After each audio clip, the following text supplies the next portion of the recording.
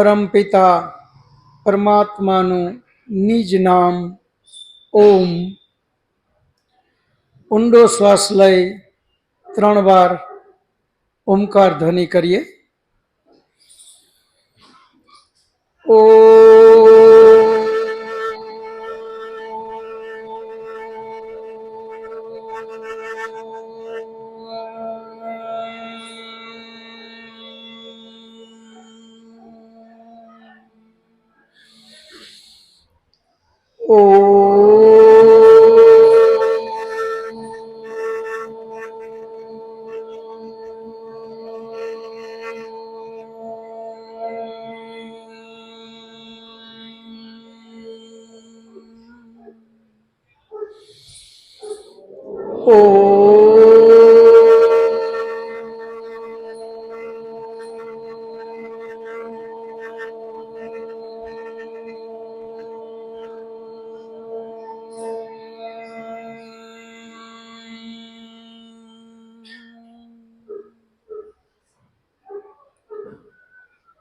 ઓમ વિશ્વાનિ દેવ સવિતર્દુરિતાનિ પરાસુવ યત ભદ્રમ તન્ન આસુવ. હે પરમ કૃપાળુ પરમાત્મા, હે દયાળુ, તું એવી કૃપા કર મારી અંદર રહેલા દુર્ગુણ દુર્વ્યસન એ બધા મારાથી કોશો દૂર થઈ જાય અને જેનાથી મારું કલ્યાણ થાય, જેનાથી મારી આત્મિક ઉન્નતિ થાય એવા સદ્ગુણોથી તું મને ભરી દે. સૃષ્ટિ સંવત 1,96,53,126 વર્ષ, વિક્રમ સંવત 2082, ભાદરવા વદ આઠમ, દિનાંક 14/9/2025, રવિવાર. વૈદિક મહાસભા દ્વારા વેદ અધ્યયન માટેની આ 53મી કક્ષામાં આપ સૌ વેદ પ્રેમી, આધ્યાત્મ પ્રેમી, ચિંતક ભાઈઓ તથા બહેનોનું હાર્દિક સ્વાગત છે. આપણે 52 કક્ષામાં વેદનો ત્રૈતવાદ, પ્રકૃતિ, જીવાત્મા અને પરમાત્મા એના વિશે આપણે ખૂબ ચિંતન કર્યું.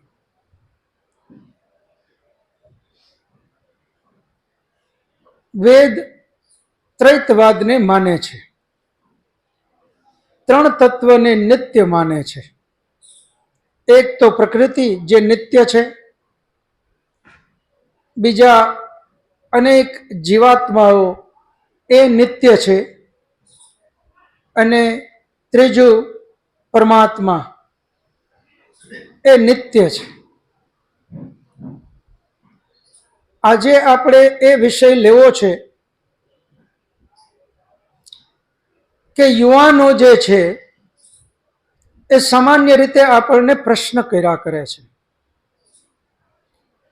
કે આ શરીર જે કાંઈ કામ કરે છે એ સાયન્સને આભારે છે. એમ આ પ્રકૃતિ જે કાંઈ કાર્ય થાય છે, સૂર્ય તો સાયન્સની રીતે, પૃથ્વી સાયન્સની રીતે, વરસાદ સાયન્સની રીતે, તો શરીરમાં આત્મા અને આ બ્રહ્માંડમાં પરમાત્મા એને આપણે શું કામે લેવો જોઈએ? આ કક્ષાની શરૂઆત જ તમારા બધાના જવાબથી કરવી છે, એટલે મુકેશ અને દિવ્યેશભાઈ રેડી જ રે. આજે એક યુવાન આપણી સામે આવ્યા અને એ યુવાને આજ આપણી સામે દલીલ કરી કે ભાઈ પરમાત્મા જેવું કાંઈ જ નથી, અથવા તો શરીરમાં આત્મા જેવું કંઈ જ નથી, આ બધું સાયન્સને લીધે ચાલે છે. તો આપણે આ પરમાત્માને અને આત્માને કઈ રીતે સમજાવશું? કોણ જવાબ આપશે? સાદર નમસ્તે. મારું નામ કૌટિલ્યભાઈ છાયા છે. હરેશભાઈ અઢિયાની પ્રેરણાથી આવ્યો છું. મારું એવો જવાબ હશે યુવાનને કે આપે કહો છો કે પરમાત્મા છે અને આત્મા છે, એના અસ્તિત્વનો પુરાવો તમે આપો, તો આ બ્રહ્માંડની અંદર જે કંઈ પણ ચાલે છે એ બધું નિયમિત રીતે ચાલે છે. જેમ કે રાત દિવસ છે એના નિયમે થાય છે, ઋતુઓ એના દિવસે બદલાઈ જાય છે. આ સમગ્ર જગત પૂર્ણ છે. અને જેમ જીવાત્માઓનું મૃત્યુ થાય છે તો નવા જીવાત્માઓ આવી જાય છે. તો આ બધી વસ્તુને નિયમિત રીતે ચલાવવા માટે કોઈ એક શક્તિની જરૂર પડશે. કારણ કે કોઈ પણ પદાર્થ છે એ વ્યવસ્થિત રીતે ત્યારે જ ચાલી શકે કે જો એને બનાવવા વાળો હોય. આ એક હું એને તર્ક આપીશ.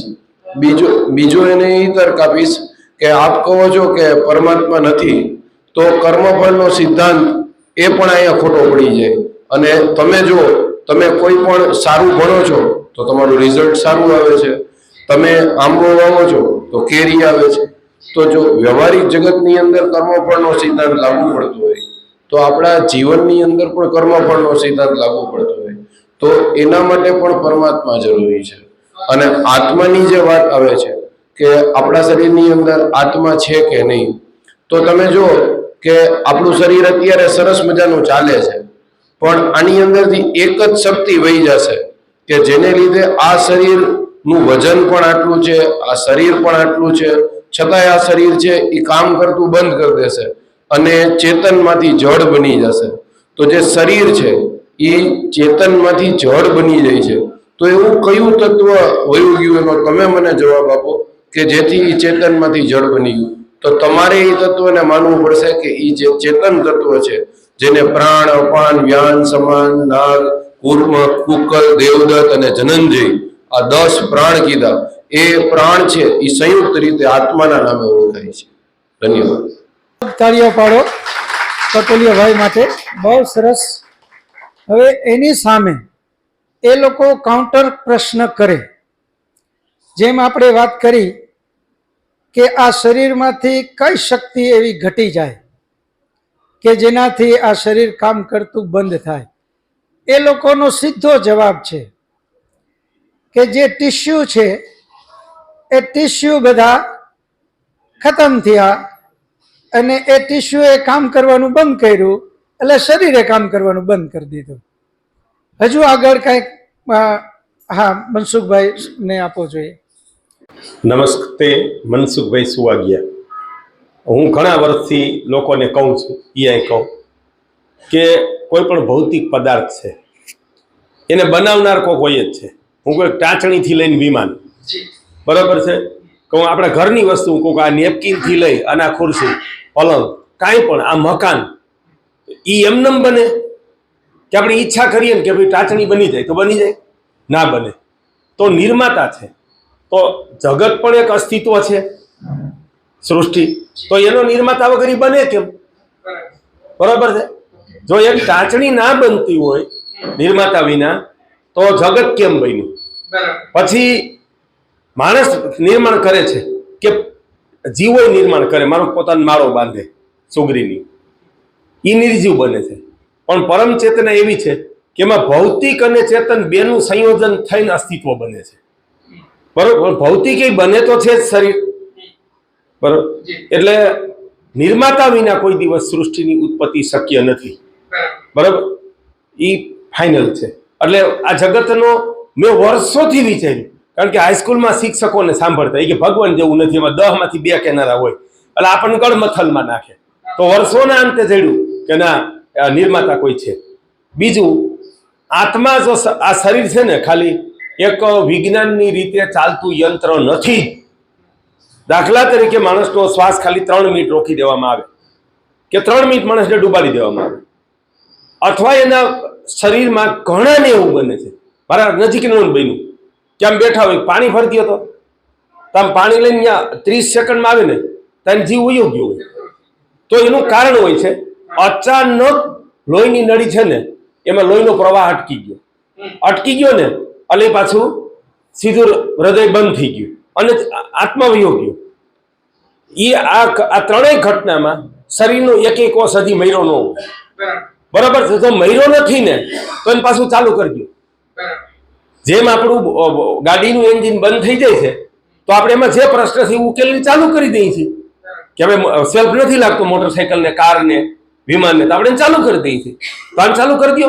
એક પણ કોષ મર્યો ન હોય, 3 મિનિટમાં એક પણ કોષ ન મર્યો હોય, તો એનો અર્થ થયો કે જે તમે ભૌતિક જીવંતતા છે ને એ 100% છે. ભૌતિક શરીરની જીવંતતા 100% છે. ઓલું બ્લોકેજ તમે કોઈ પણ રીતે છે ને તાત્કાલિક ઓપરેશન કરી કે ઓલું બલૂન બેહાડી અને ત્યાંથી હટાવી દો અને પાછું ચાલુ કરી દો, નહીં થાય. તો એનો અર્થ થયો કે અંદરથી એક તત્વ વયું ગયું. બરાબર?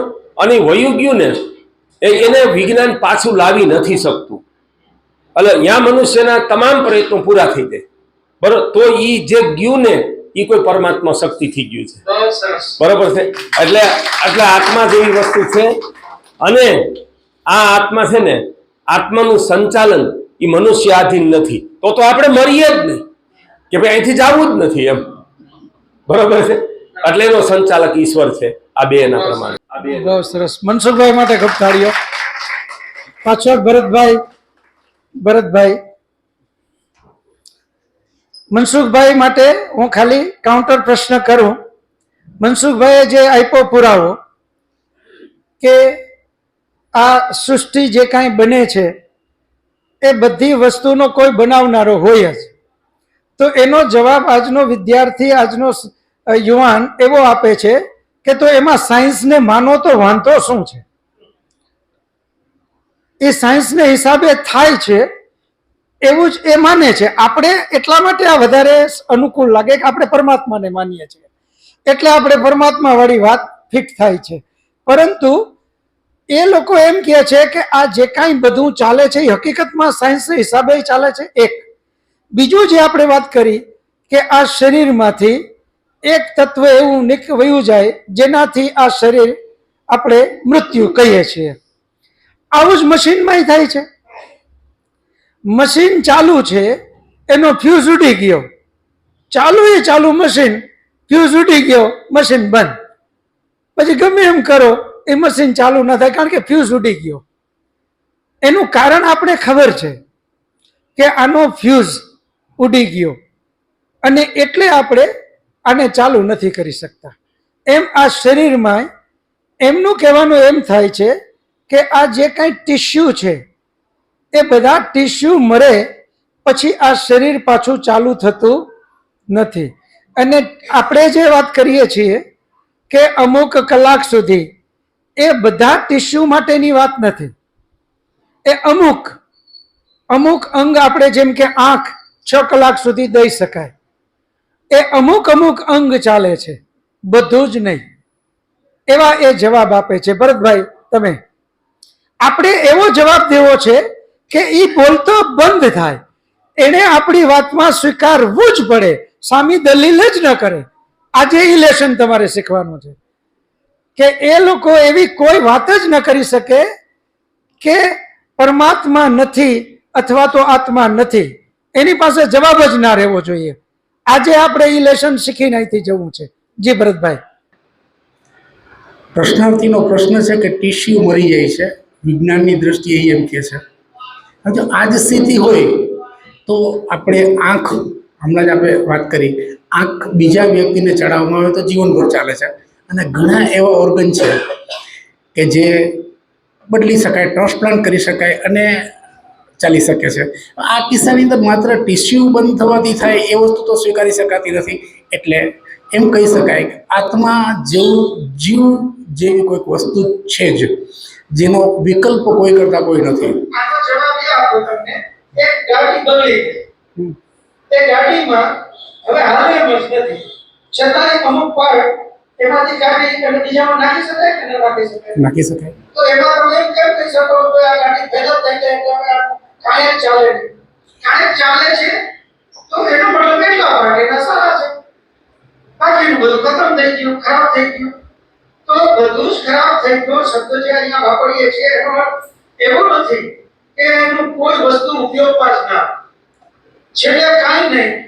તો એનો અંદરનો ગ્લાસ આપણે જોવાનો છે એ સાચો હોય એ કાઢી બીજા નાખીએ આપણે, અને એનો ઉપયોગ જીવનભર પાછી બીજી ગાડીમાં આપણે પાછળ જોવા માટેનો કાચ નાખી શકીએ. એનો લેમ્પ ચાલુ હોય તો લેમ્પ કાઢીને આપણે નાખી દઈએ તો બીજી ગાડીમાં જીવનભર લેમ્પ ચાલે. આખર સમજો એ ગાડી આખી પતી ગઈ એન્જિન પણ બે લેમ્પ ચાલુ છે, કાઢી બીજામાં નાખ્યા તો એ આખા ચાલે છે. જવાબ એવો જોઈએ છે હજુ બીજા કોઈ પિતા નહીં. હજી મનસુખભાઈ હવે એમ છે કે હું વૃદ્ધ થઈ ગયો છું, મારો પુત્ર યુવાન અવસાન પામ્યો છે, હું એને જીવ ટ્રાન્સપ્લાન્ટ કરી શકું? તમે કહો છો એવી રીતે થઈ શકે? નથી થઈ શકતું. એટલે કોઈ જે આપણે સંચાલનમાં નથી, આપણી વ્યવસ્થામાં નથી, એવી કંઈક વસ્તુ તો છે કે જે આપણી સંચાલનમાં નથી અને છતાં છે. આ હું આત્મા કહીશ. આત્માને પ્રૂફ માનો છો એટલે એમ કહો છો કે આમાંથી આત્મા કાઢીને બીજામાં નાખી શકાય છે? હવે એ તો આત્માને માનતો જ નથી, એને તમારે આ સમજાવવાનો છે. આત્માને જ નથી માનતો એ વ્યક્તિને આમાંથી કાઢીને આમાં, એ તો એમ જ માને છે કે આ શરીર એની શક્તિથી જ ચાલે છે, એની જ્યાં સુધી શક્તિ છે ત્યાં સુધી જ ચાલશે, જેવું એની શક્તિ ખતમ થઈ જાય એટલે એ મરી જાય.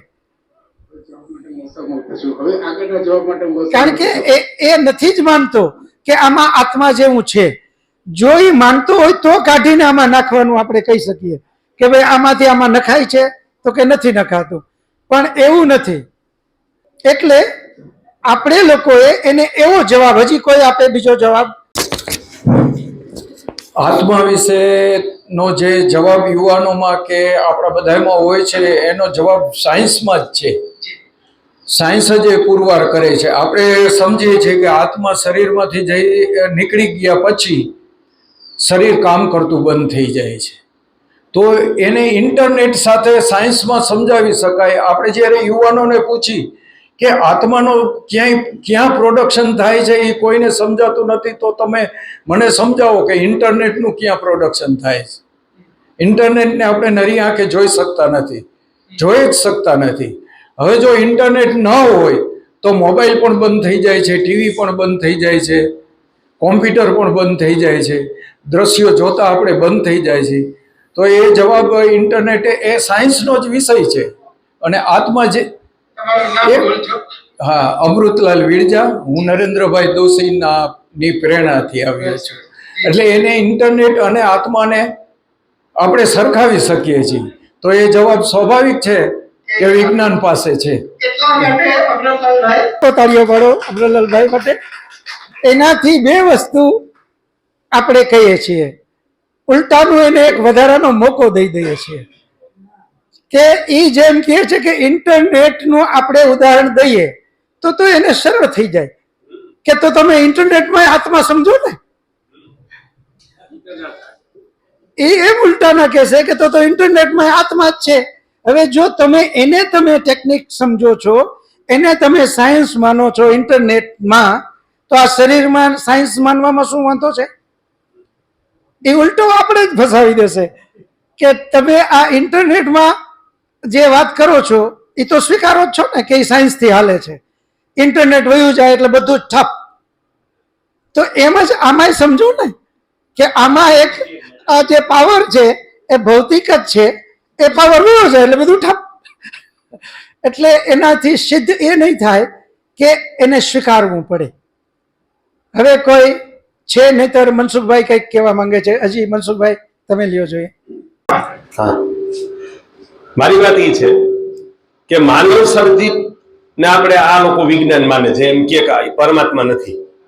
પણ માનવ સર્જિત વસ્તુ બધી એક સરખી છે ને, કરોડો બનાવી શકાય, એક સરખી ટાંચણી બનાવી શકાય. અમે સબમર્સિબલ બનાવીએ તો કોઈ એક હોર્સપાવરના સબમર્સિબલ 10,000 બનાવી દો, એક સરખા બનાવી દઈએ, બરોબર છે? એવા વિમાન બને.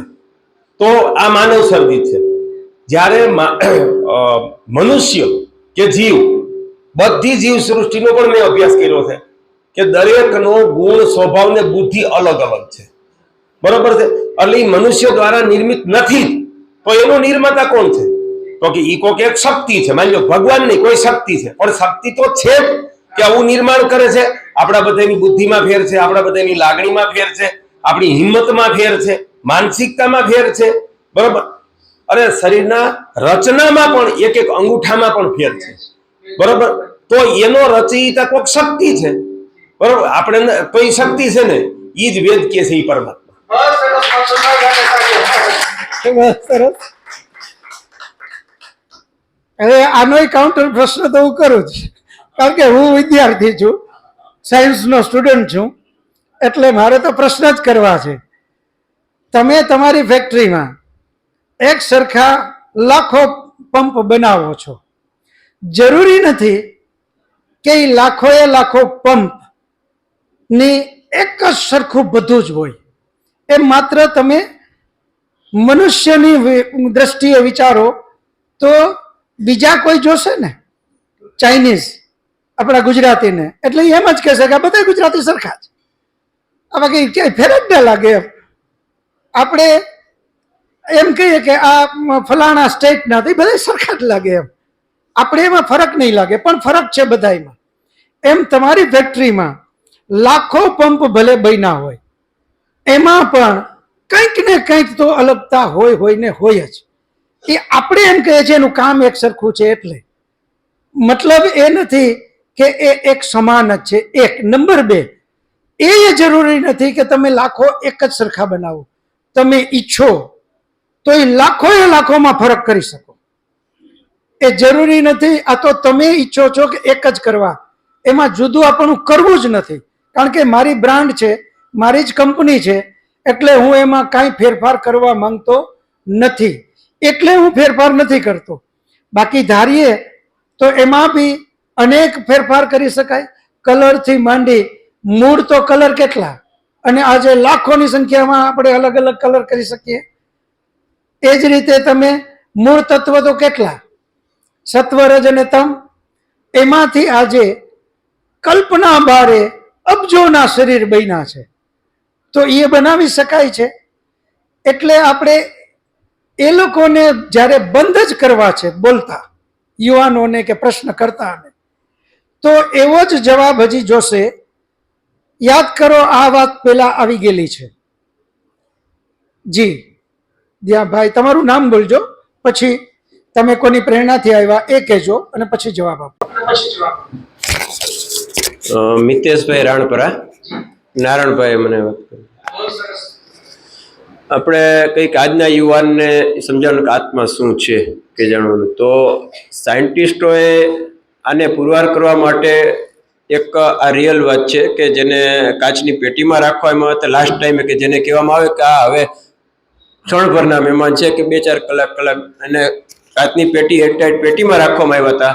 અને જ્યારે એનો દેહ છૂટ્યો, પ્રાણથી શરીરમાંથી નીકળ્યા, ત્યારે કાચની એરટાઈટ પેટીમાંથી તિરાડ પડી અને વૈજ્ઞાનિકોએ એ તત્વ જાતા જોયું હોય ને એવો પુરાવા એક યુટ્યુબમાં વિડીયો આવ્યો છે. એટલે સત્ય કે અસત્ય એ મને નથી ખબર, પણ આ એરટાઈટ પેટીમાંથી જો જીવ નીકળી નથી શકતો તો એરટાઈટ પેટીને તોડી શકે છે.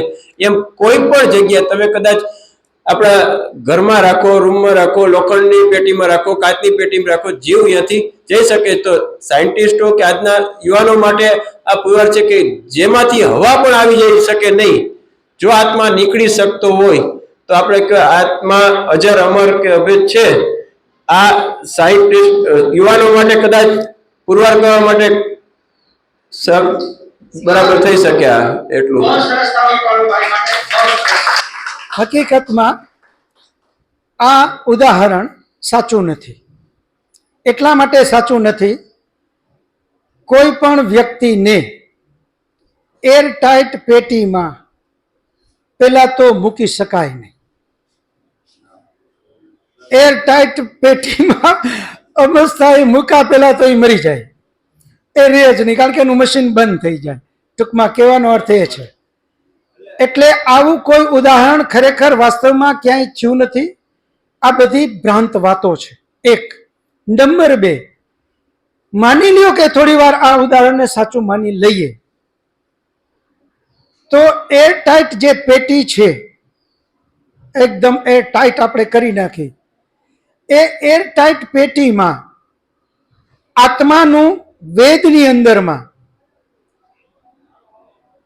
વેદનો સંપૂર્ણ પુરાવો છે.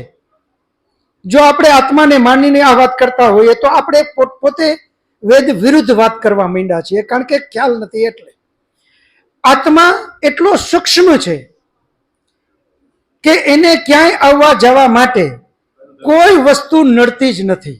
જેમ કે કઈ રીતે સૂક્ષ્મ? એક્સરેના કિરણો, એક્સરેના કિરણો આપણે છાતીમાંથી નીકળી અને વયા જાય ને, અને આપણે એક્સરે પાડીએ છીએ. એને આ શરીર નડે ખરું? આપણે આગળ જાય પાછળ જાય એ કિરણો નડે આપણને? અડે. જેમ એ સૂક્ષ્મ આ શરીરમાંથી નીકળી શકે છે, એમ આત્મા જેટલી ભૌતિક વસ્તુઓ છે એ બધા કરતા અતિ સૂક્ષ્મ છે. કાચની પેટીમાંથી તો પ્રકાશ પણ નીકળી શકે છે. એ તો એટલી બધી સ્થૂળ વસ્તુ છે કે એમાંથી તો પ્રકાશ નીકળી જાય. આ તો આપણી વાત છે આત્માની. આત્મા તો અતિ સૂક્ષ્મ છે, જેને પકડી રાખવા માટે ન કાચ, ન પથ્થર, ન લોખંડ, ન સોનું, ન કોપર, ન આ શરીર, કોઈ વસ્તુ આત્માને નડતી જ નથી. એ એટલી સૂક્ષ્મ છે.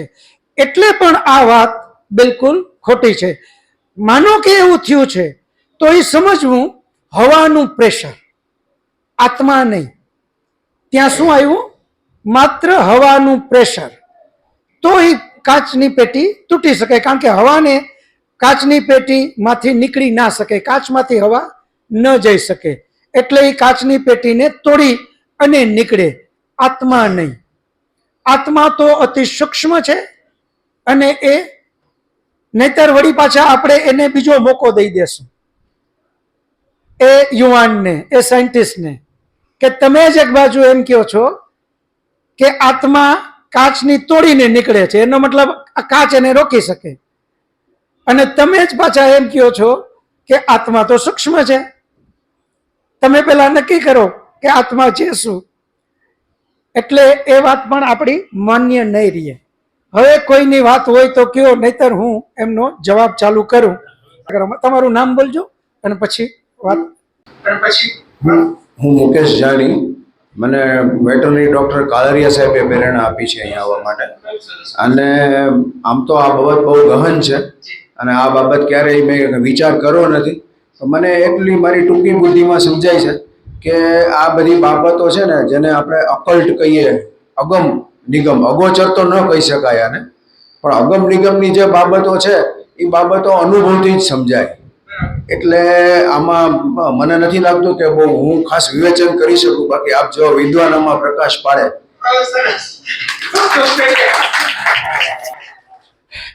આવા તો માત્ર અનુભવથી સમજાય એ વાતથી તો એ બિલકુલ સહમત યુવાન નહીં થાય કે તો પછી તમારી પાસે જવાબ નથી તો અમે કહીએ એ સ્વીકારી લ્યો ને.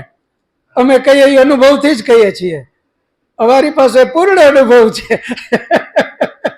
એટલે આપણે લોકોએ એને બરાબર સમજાવવો. હવે કોઈ ભાઈ કલ્પેશભાઈ ઉભા થાવ જોઈએ, જવાબ આપો. હાલો કલ્પેશભાઈ પાસે વયા જાઓ. અને આમાં બસ જેમ ભાઈ કીધું એ વાતને જ હું એ જ વાત વિચાર કરતો હતો કે આ તો અનુભવ શીખવાડે. બધી વસ્તુની દવા અનુભવ છે એમ. તો બાકી તો હવે બરાબર છે, ભાઈ જે વાત કરી એને હું સહમત જ છું. 100% સહમત છીએ, 100% સહમત છીએ. હવે ભાઈ બહેનોમાંથી કોઈએ હજી જવાબ આપ્યો નથી. હું કહું એની પહેલા કોઈ બહેનો તમે જવાબ આપો જોઈએ. બેટી, તો મને આ યુવાન દીકરી, આપણે નામ ભૂલાઈ ગયું તારું, હાજી, આ કોમલ દીકરી, કોમલ તું જવાબ દે જોઈએ. તારી દ્રષ્ટિએ શું લાગે છે બેટી? તારી દ્રષ્ટિએ શું લાગે છે બેટી? આત્મા અને પરમાત્મા વિશે હું થોડુંક કહીશ કે આપણી જે આત્મા છે એમાં બી એક શક્તિ છે, એનર્જી છે જે પરમાત્મા સાથે આપણું જોડાણ કરે છે. લાઈક કે હું કહી શકું કે ડિવાઇન એનર્જી. તમે કોઈ પણ એનર્જી હોય તો એનું એક રિસીવર હોય ઓર ટેકર હોય. જે લાઈક આત્મા અને પરમાત્માનું બી એવું જ હું સમજુ છું કે જ્યારે બી આપણે પરમાત્મા પાસેથી એનર્જી મેળવવા માંગતા હોય ત્યારે આપણે ધ્યાન સાધના અને મેડિટેશનથી આપણે જોડાણ કરી શકીએ છીએ, લાઈક કે શક્તિ મેળવી શકીએ છીએ. મારું એવું માનવું છે. બહુ સરસ. હવે કોઈ કૌટિલ્યભાઈ. તર્ક એમ કે છે કે પ્રશ્ન સામે પ્રશ્ન કરો. તો હું યુવાનને એમ પ્રશ્ન કરીશ કે તમે આત્મા નથી માનતા, ચાલો કોઈ વાંધો નહીં, તો તમે સમજાવો જન્મ એટલે શું? માતાના ગર્ભની અંદર બાળક છે એ અચાનક જ ફરકવા માંડશે અને તમે પણ મારી સામે બોલી ચાલી શકો છો, તો આ જન્મનો પુરાવો છે કે તમે જીવિત છો. અને એક સમય એવો આવશે કે તમારા આ શરીરમાં તમે મારી સામે બોલી નહીં શકો, તો તમે મૃત્યુ છો એ તમે સ્વીકારો છો. બીજું, તમે આત્મા માનતા નથી તો તમે એ માનો છો કે જેવું માણસ કરે એવું જ એને ફળ મળે. તો આત્મા જો તમે સ્વીકારો નહીં તો કર્મફળનો સિદ્ધાંત ખોટો પડી જશે. ભાઈ અમે કર્મફળ માનતા જ નથી. અમે તો અમારી રીતે જે સાયન્સની રીતે સુખી થવા માટે મહેનત કરીએ છીએ અને એના દ્વારા સુખી છે, બધા આવે. અમને કઈ વાંધો નથી. માતાના ગર્ભમાં જ્યારે બાળક છે એ કેમ ફરકે છે એ કઈ શક્તિ? નવું છે નહીં કે એ જે આગળ એક ટીસ્યુમાંથી 2, 4, 10, 20 બનતા ગયા અને શરીર બન્યું, એમ આગળ માંડ્યું વધવા. તો એમાં તો સાયન્સની રીતે એને આપણે કાંઈ બહુ પકડી શકતા નથી. હવે વાતને આપણે આધ્યાત્મિક દ્રષ્ટિએ અને વિચારીએ. આ ખરેખર બહુ ગહન વિષય છે અને યુવાનો અને ભણેલા આપણને આ પ્રશ્ન કરે એ સ્વાભાવિક છે, કારણ કે એમની સામે આ સાયન્સ એમના ઉપર બરાબર હાબી હોય છે અને એ લોકો સાયન્સની રીતે આ બધું થાય છે. પહેલો જવાબ તો એ છે, વેદ, આત્મા, પરમાત્મા, પ્રકૃતિ અને પ્રકૃતિની અંદર રહેલું સાયન્સ એને બરાબર સ્વીકારે છે.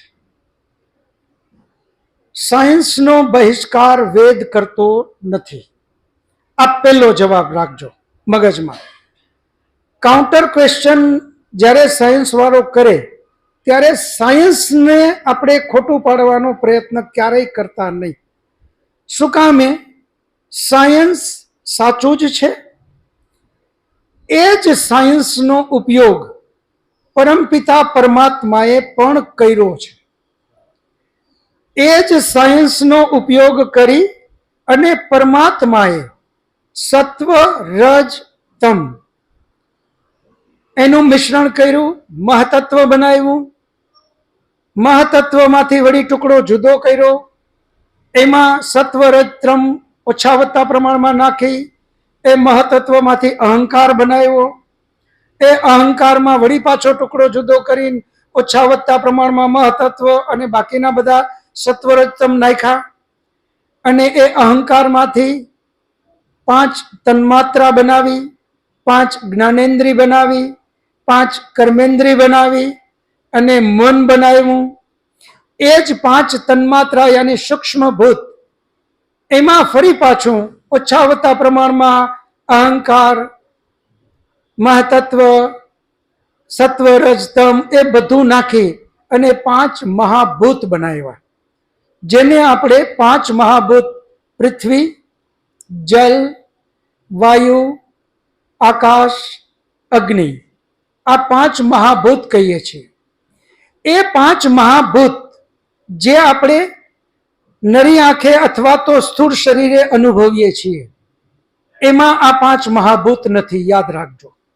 આપણે જેને જલ પીએ છીએ યા તો જેનાથી નાહીએ છીએ, સ્નાન કરીએ છીએ, એ જલ આ 5 મહાભૂત માનું એક જલ એમ ન સમજતા. એ 5 મહાભૂત નું મિશ્રણ કરી અને જે બન્યું એ જલ છે. એ જ રીતે પાંચે પાંચ મહાભૂતમાંથી બન્યું એ અગ્નિ છે. એ જ રીતે પાંચે પાંચ મહાભૂતમાંથી બન્યું એમ બધા માટે સમજજો. તો સાયન્સ આપણે જે કાંઈ શીખ્યા છીએ, મનુષ્ય અલ્પ શક્તિ અલ્પ જ્ઞાની છે. મનુષ્ય એની રીતે કોઈ સાયન્સ સમજી ના શકે કે શીખી ના શકે. એને કોઈને કોઈ શીખડાવવા વાળો જોઈએ અને જોઈએ જ. જે કાંઈ સાયન્સ છે એનો સ્ત્રોત આપણા વેદ છે, જે સ્વયં પરમપિતા પરમાત્માએ લખ્યા. આપણી સામે પરમાત્માએ કરેલી આ બધી જ કૃતિઓ છે. તમે જુઓ જેસીબી, આમ આપણે તમે જુઓ તો આપણે એમ જ લાગે કે આપણો હાથ જ ત્યાં મૂકી દીધો. જેસીબી જ્યાંથી છે એ ખભો સમજો, વચ્ચે કોણી સમજો, અને એ જ્યાંથી આમ કરીને બધું ધૂળ ઉપાડીને આ બાજુ મૂકે, આ બધું કરે જેસીબીમાં, એ આબેહૂબ આપણો હાથ છે. આ હાથનો બનાવનારો પરમાત્મા, એ સાયન્સની રીતે જ એણે આ હાથ કર્યો, અને આ હાથમાં જે સાયન્સનો ઉપયોગ થયો છે એ જ સાયન્સનો ઉપયોગ કરી અને આપણા સાયન્ટિસ્ટોએ એ જેસીબીને બનાવ્યું. સાયન્સ વગર કોઈ વસ્તુ શક્ય જ નથી. સાયન્સનો વિરોધ વેદ કરતો નથી. સાયન્સને સાથે રાખીને વેદ ચાલે છે. માત્ર પ્રશ્ન એટલો છે કે આ શરીરમાં આત્મા છે અને આ બ્રહ્માંડમાં પરમાત્મા છે, એને પ્રૂફ એ યુવાન સામે કઈ રીતે મૂકવું. પ્રશ્ન સાયન્સનો, આત્માનો ને પરમાત્માનો, કોમ્પિટિટરનો નથી. એ ત્રણેય નિત્ય છે. સાયન્સ પણ સત્ય છે, સાયન્સ અસત્ય નથી. સાયન્સને અસત્ય ઠેરવશું તો આપણે ખોટા પડી જશું. જેમ હમણાં જ આપણે તમે બધી વાત કરી, તો એમાં સાયન્સની રીતે જ થાય છે. એનાથી એક સ્ટેપ ઉપર ઉઠી અને આપણે વિચાર કરવાનો છે કે જ્યાં સાયન્સ નથી, માત્ર આત્મા, સાયન્સનો ઉપયોગ કરી ને, સાયન્સ નથી એનો મતલબ સાયન્સ સાથે તો છે જ, પરંતુ માત્ર સાયન્સ એ ના કરી શકે. એ વાતને આપણે બરાબર લેવાની છે. જેમ કે આ મશીનની અંદરમાં, અને આ જે મશીન છે, હું અહીંયાથી બોલું છું, એ આ મશીનની અંદર ગયું, ત્યાંથી વાયરમાં એમ્પ્લીફાયરમાં ગયું, ત્યાંથી સ્પીકરોમાં ગયું, અને ત્યાં અવાજ નીકળો અને તમારા સુધી પહોંચ્યો. આ 100% સાયન્સ જ છે ને. અહીંયાથી અવાજ ગયો, આ વાયરમાં તો ક્યાં નહીતર બીજું કઈ છે, છતાં એ અવાજ વાયર થ્રુ એમ્પ્લીફાયરમાં ગયો, ત્યાંથી વળી પાછા વાયર સ્પીકર સુધી ગયા, અને એ સ્પીકરમાં હું જે બોલું છું એવો સેમ અવાજ નીકળે છે. બીજા કોઈ બોલશે બેન તો અવાજ ત્યાંય બદલી જશે, એ બેનનો અવાજ આવશે.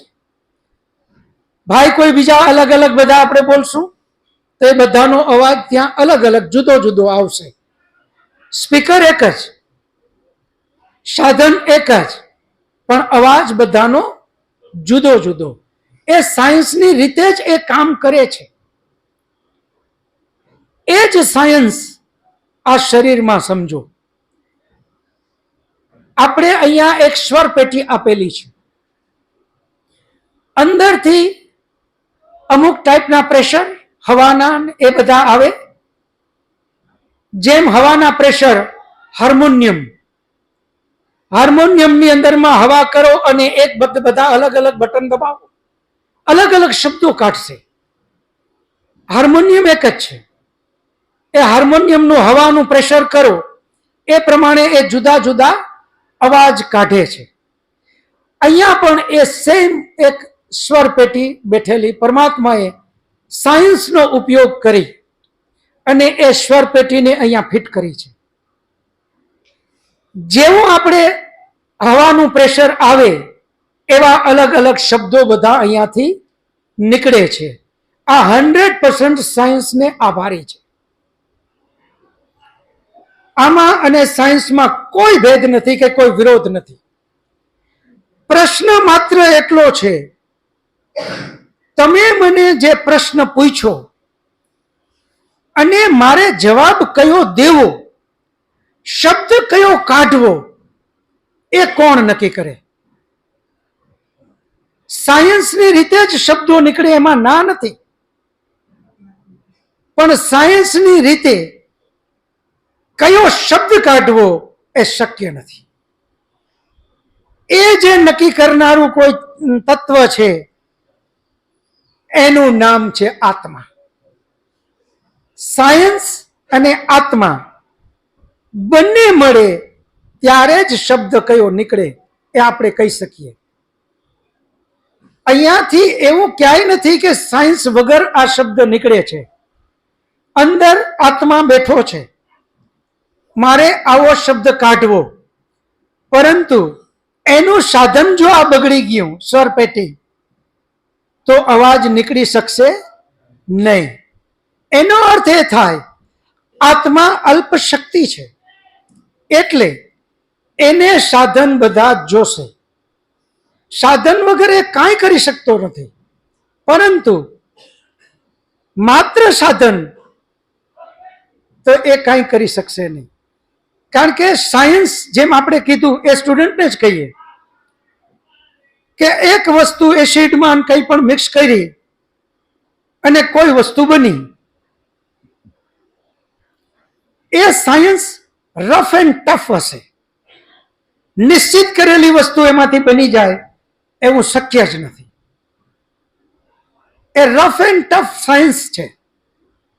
અહીંયાથી રફ એન્ડ ટફ શબ્દો નથી નીકળતા.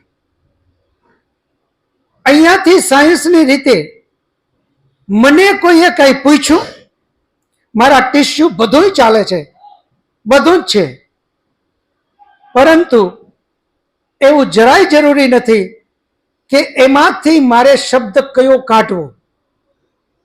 એ કોણ નક્કી કરે છે? એ આત્મા. એ ત્યાંથી નક્કી કરે છે એ મશીનમાં કે હવે તારે આમ ચાલવાનું છે. જેમ એક ગાડીમાં ચાલવાની શક્તિ છે, પરંતુ એને ચલાવનારો કોઈ આત્મા અંદર જોશે. નહીતર ગાડીમાં ચાલવાની શક્તિ છે, પરંતુ એને એ ખબર નથી કે હવે મારે કેમ ચાલવું, કઈ રીતે મારે શું કરવું. જેમ ચેતન તત્વ વગર કોઈ પણ જાતનું મશીન કામ ન કરે, એ જ રીતે આ શરીર, એની અંદરમાં ચેતન તત્વ આત્મા એ નક્કી કરે છે કે મારે કયો શબ્દ બારે કાઢવો છે. એક. નંબર 2, આ હાથ, આનો ઉપયોગ મારે કયો કરવો? કોઈને લાડથી હાથ ફેરવવો છે કે કોઈને એક જડાવી દેવી છે ઝાપટ? હાથ બેય કામ કરશે. કોઈને લાડથી પંપારશે, પ્રેમ આપશે, અને એ જ હાથ કોકને ઝાપટ મારે. આ નક્કી કરનારું કોણ? થાય છે સાયન્સથી. સાયન્સ વગર કંઈ જ થતું નથી. જળ અને ચેતન એ બેમાં મોટો ભેદ એ છે કે જળ હંમેશા જળમાંથી જ શક્તિ લે છે, અને ચેતન એક અલગ સત્તા છે. એ જળને કાંઈ આપી શકતો નથી કે જળમાંથી કાંઈ લઈ શકતો નથી. આ શરીરની અંદરમાં 2 મહિના 4 મહિના બીમારી રહી અને અન્ન પણ ન લેવાનું, જમવાનું સાવ બંધ થઈ ગયું. હવે એ શરીરમાં આત્મા તો બેઠો છે, પરંતુ શક્તિહીન. હાથ ઊંચો કરવાની ઈચ્છા છે, પણ હાથ ઊંચો થતો નથી. ઊભા થઈને ચાલવું છે, પણ ઊભા થઈને ચાલી શકાતું નથી. એનો અર્થ એ થાય કે આત્મા આ શરીરને કોઈ શક્તિ આપતો નથી. આત્મચેતન તત્વ એ જુદું છે. શરીર પંચમહાભૂતમાંથી બનેલું જળ તત્વ છે.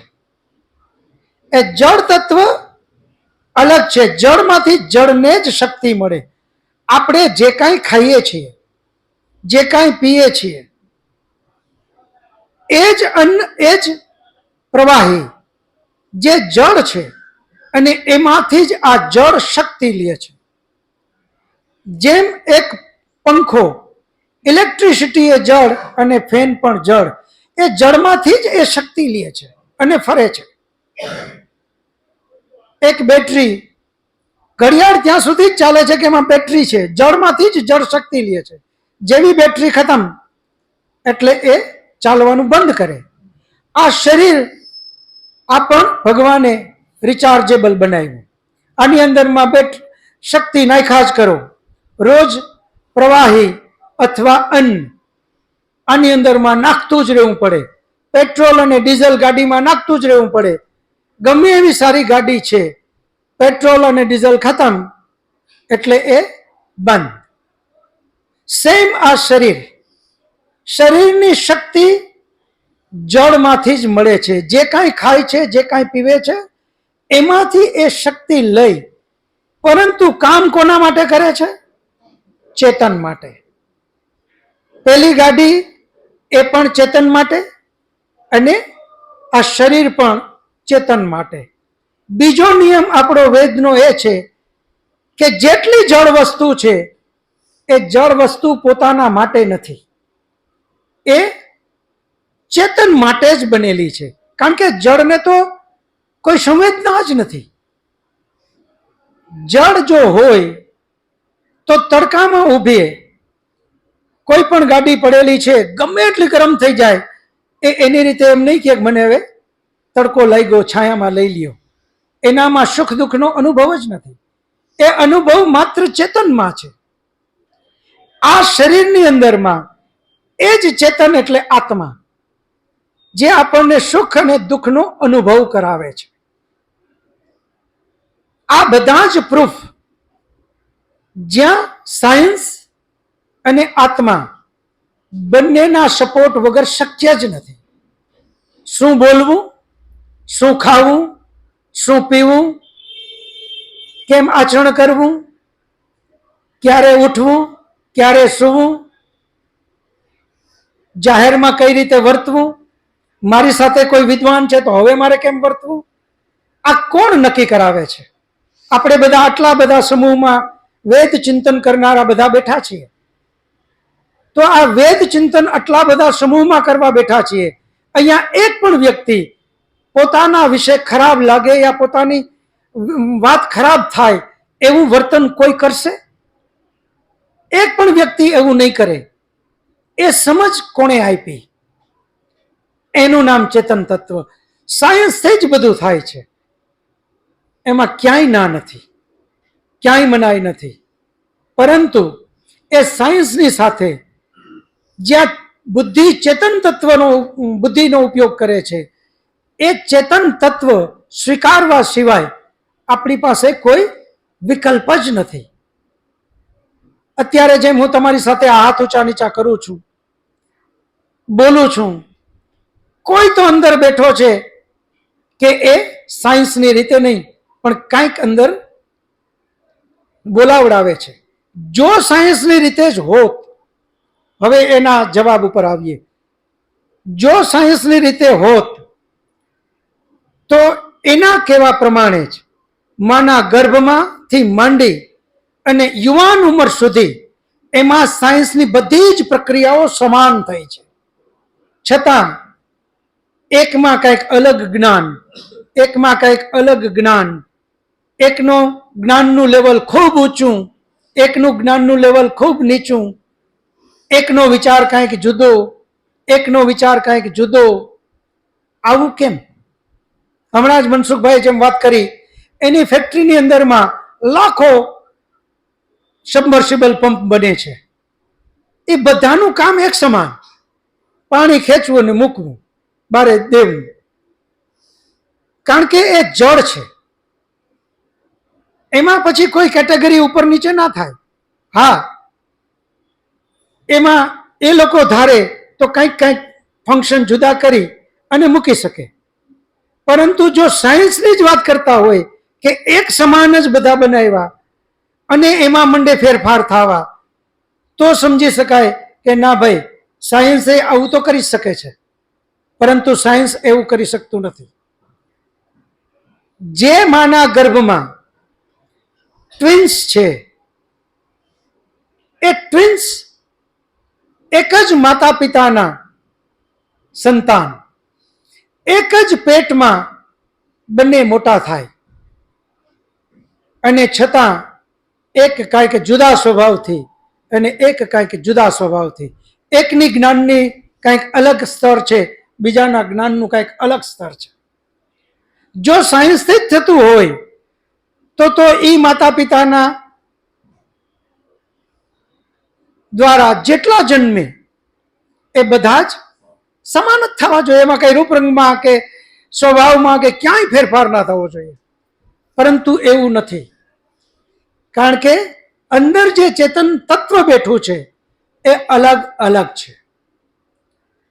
આ જ રીતે હવે પરમાત્મા ઉપર જઈએ. જેમ અહીંયા મેં તમને પહેલા પણ કીધું હતું, પૂર્વે વાત કરી હતી, આ શરીરમાં બધું સાયન્સની રીતે થાય છે, પરંતુ એ સાયન્સની રીતે નક્કી કરનારું જે તત્વ જે એ છે આત્મા. એ આત્માની કેપેસિટી આ શરીર, એ માત્ર આ શરીર પૂરતો મર્યાદિત છે. એનું શાસન, એની સત્તા આ શરીર પૂરતી છે. એટલે માત્ર એ ઈચ્છા કરે છે.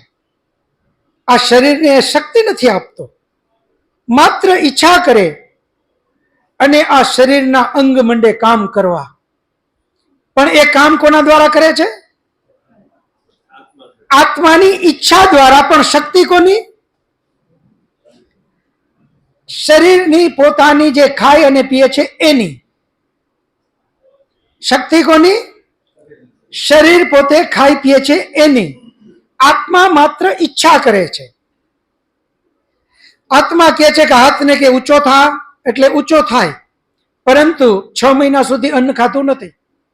હવે ઈચ્છા કરે કે ઊંચો થાતો તો નહીં થાય, પરંતુ એની સત્તા આ શરીર પૂરતી. જો આ શરીર પૃષ્ઠ બરાબર ખાઈને પીએ છે તો આત્માના ઈચ્છા મુજબ આ શરીર કામ કરે છે. એને આત્મા પણ હાથ નથી, પગ નથી, આત્મા પોતાની પાસે કાંઈ જ નથી. એ નિરાકાર છે, એનો કોઈ આકાર નથી આત્માનો. આ હાથ, આ પગ, આ બધું જ આ શરીરનું છે, સ્થૂળ બનેલું, જળ બનેલું. એ આત્મા માત્ર ઈચ્છા કરે, હાથને એમ કે ઊંચો થા એટલે હાથ ઊંચો થયો, એમ કે આશીર્વાદ આપ તો આશીર્વાદ આપે, એમ કે ઝાપટ માર તો ઝાપટ મારે. જે કઈ આત્મા નક્કી કરે એ પ્રમાણે આ શરીર કામ કરે. એની સત્તા આ શરીર પૂરતી. એ જ રીતે પૂરા બ્રહ્માંડમાં પરમાત્મા વસેલો છે. પરમાત્માને હાથ નથી, પગ નથી, મોઢું નથી. પરમાત્મા પણ નિરાકાર છે. અહીંયા જેમ આત્માએ નક્કી કર્યું, 2 હાથને કીધું કે ઊંચા થાવ, પછી કીધું કે 2 જણા આગળ હાલો, એમાંથી એમ કીધું કે 2 આંગળી ખાલી ટચ કરો, એટલે આ 2 આંગળીએ ટચ કર્યું. સ્વયં પરમાત્મા એ જ રીતે કરે છે. સત્વ, રજ અને તમ, આ 3 ઢગલા પડ્યા છે. એ 3 ઢગલામાં એને ઈચ્છા માત્ર કરી અને એ 3 ઢગલામાંથી થોડા થોડા આગળ વધ્યા અને એને મિક્સ કર્યા. એમ કરતા કરતા કરતા કરતા મિક્સ કરીને છેક સ્થૂળભૂત સુધી અને આપણા શરીર સુધી એને આ રચના કરી. બધામાં સાયન્સનો ઉપયોગ કર્યો. ફરક માત્ર પરમાત્માનો સ્વીકાર એટલે કરવો પડે. પહેલું તો માના ગર્ભમાં બાળક સાયન્સની રીતે જ છે, શરીર બને છે સાયન્સની રીતે જ. પણ એ સાયન્સને કેમ ખબર પડી કે આંખ ક્યાં બનાવવી, કાન ક્યાં બનાવવા, નાક ક્યાં બનાવવું, મોઢું ક્યાં બનાવવું, દાંત ક્યાં બનાવવા, જીભને ક્યાં રાખવી, આ તો સ્થૂળ વસ્તુ. એના પછી આ મગજની અંદરમાં આજના brain specialist, super specialist doctor, એને ખબર નથી કે આમાં કામ કઈ રીતે થાય છે, એ રચના કઈ રીતે બની. કિડની, હાર્ટ, આ બધું જ તમે જોવો. આટલું સરસ વ્યવસ્થા સાયન્સ દ્વારા જ થયું છે. ફરી પાછો કહું, માના પેટમાં શરીરની રચના સાયન્સ દ્વારા જ થાય, પરંતુ એ નક્કી કોણ કરે કે આનું માથું ક્યાં રાખવું છે? જો સાયન્સની રીતે થયો તો ગમે ત્યાં આડે ધડ લાગ્યા હોત અને કેવી મુસીબત થાત. ગમે ત્યાં માથું, ગમે ત્યાં મોઢું, ગમે ત્યાં હાથ. કોકને પગમાંથી નીકળ્યો હોત. ઓલો કે ભાઈ આ 10 ફૂટ કાં, તો કે આ પગમાં હાથ નીકળ્યા, ત્યાં 2 હાથ ફિટ કર્યા. તો આ કેવડી મુસીબત થાત આપણે. આનો અર્થ એ થાય કે જેમ એક ફેક્ટરીમાં એક સરખા બધા મોડલ બને છે, એકદમ નિયમિત સર બધું થાય છે, એ જ રીતે પરમાત્માની ફેક્ટરી, એમાં શરીરો જેટલા બને છે એ બધામાં સુવ્યવસ્થિત આંખ, કાન, નાક, મોઢું, દાંત. હવે આ દાંત ન કરે નહીં માથે ફિટ કરી દીધા હોત તો કોકને મારવામાં ચાકુની જરૂર ન પડત, માથું મારે તો ઓલો પૂરું થઈ જાય. ઓલો કે આ માથામાં આણે શું રાખ્યું, તો કે ત્યાં દાંત નીકળ્યા. આ બધી મુસીબત થાત, એ ન થાય, નથી થતી. એનો અર્થ એ છે કે પરમપિતા પરમાત્મા છે. જેમ આ શરીરમાં આત્મા છે, એ જ આ શરીરમાં બધી ઈચ્છાઓ કરનારો છે, આ બધી ચલાવનારો છે. પણ સાયન્સ વગર એ કાંઈ કરી શકતો નથી. જો આત્મા આ બધાને ચલાવી જ શકતો હોત તો જેમ હમણાં વાત કરી એમ એ મૃત્યુ જ ન પામે, આ શરીર છોડે જ નહીં. એ એના હાથની વાત નથી. આત્મા ત્યાં સુધી જ આ શરીરમાં રહે છે જ્યાં સુધી આ શરીર એને રહેવા લાયક છે. જેવું આ શરીર શક્તિહીન બને, જેવું આ શરીર બિલકુલ ઉપયોગમાં પછી ન આવે એવું થાય, એટલે પરમાત્મા ઈચ્છા માત્રથી, હમણાં જેમ આપણે હાથને એનું પગને ઊંચા કરવાની વાત કરીએ, એના માટે આત્માની બીજી કોઈ વસ્તુની જરૂર નથી. માત્ર ઈચ્છા કરે અને આપણું આ બધું શરીર મંડે કામ કરવા. એ ઈચ્છા માત્રથી આત્માને આ શરીરમાંથી લઈ જાય છે અને એના કર્મના ફલ સ્વરૂપે એને ફરી બીજો જન્મ આપે છે અને એને બીજી જગ્યાએ મોકલે છે. આત્મા અલ્પશક્તિ, અલ્પજ્ઞાની હોવાથી એ એની રીતે ક્યાંય જઈ શકતો નથી. એક હવે મુદ્દાની વાત તમને આજે કરું. મુકેશ ફોટાને બધા લઈ લે છે. એક બહુ મુદ્દાની વાત કરું. અત્યારે શ્રાદ્ધનો મહિનો ચાલે છે. સમય થોડું 5 જ મિનિટ વધારે લઈશ તમારી. શ્રાદ્ધનો મહિનો ચાલે છે.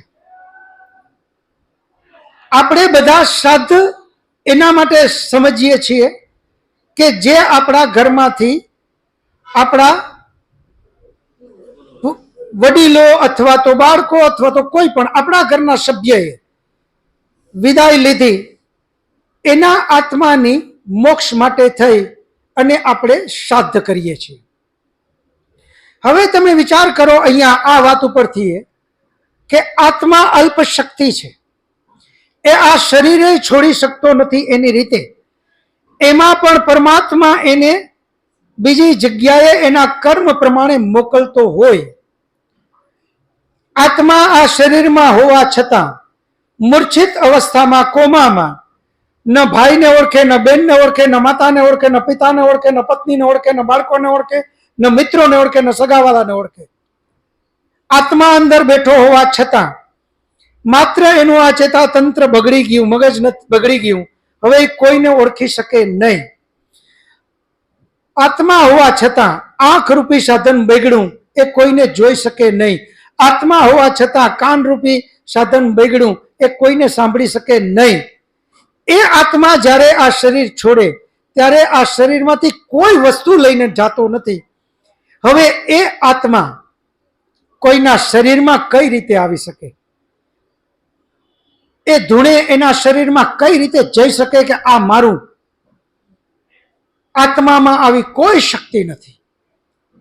શ્રાદ્ધ અને પિતર શબ્દ જે ગુજરી ગયા એના માટે નથી. આપણા વેદમાં મંત્ર છે પિતરશ્ચ ઉપાસતે. જે વડીલ જેમની પાસેથી આપણને રક્ષણ મળે છે, જેમની પાસેથી જ્ઞાન મળે છે, જેમની પાસેથી બધી સુવિધાઓ મળે છે, માત્ર એને પિતર કીધા છે. વયા જાય એના માટે પિતર શબ્દ નથી. પિતર તો હયાત જે છે અને જેમની પાસેથી આ મળ્યું જ્ઞાન, રક્ષણ, ભરણ પોષણ, આપણી ફરજ છે કે એની સેવા કરવી. એનું નામ છે શ્રાદ્ધ. નહીં કે ગુજરી ગયા એની પાછળ આપણે કરીએ એ શ્રાદ્ધ નથી. શ્રાદ્ધ શબ્દ શ્રદ્ધા ઉપરથી આવેલો છે. આપણા બ્રાહ્મણ ગ્રંથો, આપણા શાસ્ત્રો એમ કહે છે કે જે સત્યની કસોટી ઉપર બરાબર ઘસી અને પછી લાગે કે હા આ બિલકુલ સત્ય, અને પછી એમના પ્રત્યે જે આપણો વિશ્વાસ જાગે એને શ્રદ્ધા કહેવાય. જ્યાં પહેલો શબ્દ સત્ય લગાડેલો છે અને પછી એ શ્રદ્ધા ઉપરથી શ્રાદ્ધ આવ્યો કે જે શ્રદ્ધાપૂર્વક જે કંઈ કરીએ એનું નામ છે શ્રાદ્ધ. તો શ્રદ્ધા એ અંધવિશ્વાસ માટે હોય જ ન શકે. આપણે તો બધે શ્રદ્ધાનો શબ્દ વાપરી લઈએ, જેની જેવી શ્રદ્ધા. હવે એને શ્રદ્ધા ન કહેવાય. શ્રદ્ધા માત્ર સત્યની ઘાસોટી ઉપર સત્ય ખરું ઉતરે એને જ શ્રદ્ધા કીધી છે.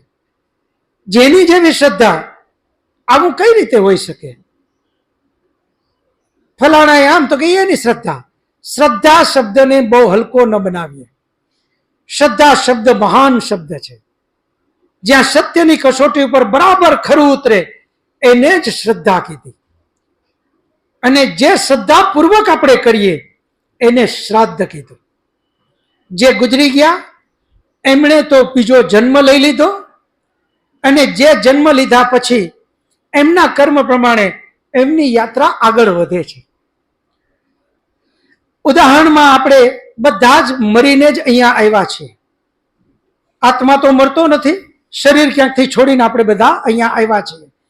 જ્યાંથી શરીર છોડ્યા એ લોકો આપણા માટે ખીરે નાખે છે, પાણી પાય છે, પણ આપણને કોઈ દી આવ્યું ખીર કે પાણી કે કઈ આવી ગયું આપણા પેટમાં? જો આપણને ન આવ્યું હોય તો આપણે જેના માટે નાખીએ એને કઈ રીતે આવે? આ અંધવિશ્વાસ, અંધશ્રદ્ધા છે. અને શ્રદ્ધાની અંધશ્રદ્ધા કહેવાય. તો આપણે આત્માને પણ બરાબર સમજીએ. આત્મા અંદર બેઠેલું ચેતન તત્વ, એના સિવાય આ શરીરમાં કોઈ વસ્તુ શક્ય નથી. જે ઈચ્છા માત્ર કરી અને આખા શરીરને ચલાવે એ આત્મા, અને પૂરા બ્રહ્માંડમાં ઈચ્છા માત્ર કરી અને પરમાત્મા આખા બ્રહ્માંડને ચલાવે એ પરમાત્મા. સાયન્સની રીતે માના ગર્ભમાં મનુષ્ય માતા પિતાના ગર્ભેથી મનુષ્ય જ આવે. આ પરમાત્માની રચના. ચકલીના પેટમાંથી ચકલી જ આવે. આ પરમાત્માની રચના. આત્મા એ મોકલે છે, શરીર અલગ અલગ બને છે. એ રચના કરનારો, એની રચના જો એક સમાન, ચાંચની જગ્યાએ ચાંચ, પીછાની જગ્યાએ પીછા, પગની જગ્યાએ પગ. સાયન્સ આવું કરી ન શકે. ચકલીના ઈંડાને પહેલા દિવસે જુઓ એમાં લિક્વિડ જ છે, બીજું કંઈ જ નથી. એક પ્રવાહી છે. એ પ્રવાહીમાંથી આખું શરીર સાયન્સની રીતે જ બને છે, એમાં સાયન્સ છે જ. પરંતુ ચકલીમાંથી ચકલી બને એની ચાંચ કઈ જગ્યાએ મૂકવી, એની અંદરમાં આંખ કઈ જગ્યાએ મૂકવી, એના પીછા ક્યાં મૂકવા, આ નક્કી કરનારો એ સ્વયં પરમપિતા પરમાત્મા છે. એટલે પરમાત્માને પણ સ્વીકારવો જ પડે અને આત્માને પણ સ્વીકારવો જ પડે, એના સિવાય કોઈ વિકલ્પ નથી. આજે ક્ષમા કરજો, 10 મિનિટ વધારે લઈ લીધી. શાંતિ પાઠ કરી પછી જાહેરાતો પણ કરવાની છે. શાંતિ પાઠ કરી પ્રસાદ લઈ અને પછી બધા છૂટા પડશું. શાંતિ પાઠ. ઓમ ધ્યો શાંતિરંતરિક્ષમ શાંતિ પૃથ્વી શાંતિરાપ શાંતિરૌષધયઃ શાંતિ वनस्पतयः शान्तिर्विश्वे देवा शान्तिर्ब्रह्म शान्ति सर्वं शान्ति शान्तिरेव शान्ति सामा शान्तिरेधि. ॐ शान्ति शान्ति शांति. सर्वेभ्यो नमः. सबको सादर नमस्ते जी. ये हाथ जोड़ी बधाने नमस्ते कर लेशो. नमस्ते नमस्ते.